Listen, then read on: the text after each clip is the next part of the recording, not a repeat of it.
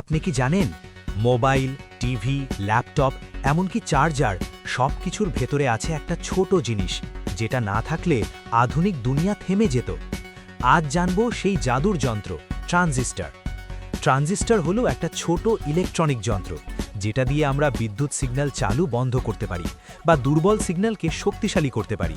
সহজ ভাষায় ট্রানজিস্টর সমান ইলেকট্রনিক সুইচ প্লাস অ্যাম্প্লিফায়ার। ধরুন আপনি দরজার সামনে দাঁড়িয়ে একজন ছোট বাচ্চা দিয়ে বড় গেট খোলাচ্ছেন।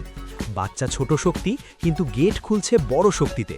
ঠিক তেমনই ট্রানজিস্টরে ছোট কারেন্ট দিলে বড় কারেন্ট কন্ট্রোল করা যায়। ট্রানজিস্টরে সাধারণত 3টে পা থাকে: 1 বেস, 2 কালেক্টর, 3 ইমিটার। বেসে অল্প কারেন্ট দিলে কালেক্টর থেকে ইমিটারে বড় কারেন্ট চলতে শুরু করে। বেস বন্ধ, কারেন্ট বন্ধ; বেস চালু, কারেন্ট চালু। এইভাবেই ট্রানজিস্টর কাজ করে। ট্রানজিস্টর ব্যবহার হয় মোবাইল ফোনে, অ্যাম্প্লিফায়ারে, টিভি ও রেডিওতে, চার্জার ও পাওয়ার সাপ্লাইতে, আর্ডুইনো ও রোবোটিক্স প্রজেক্টে।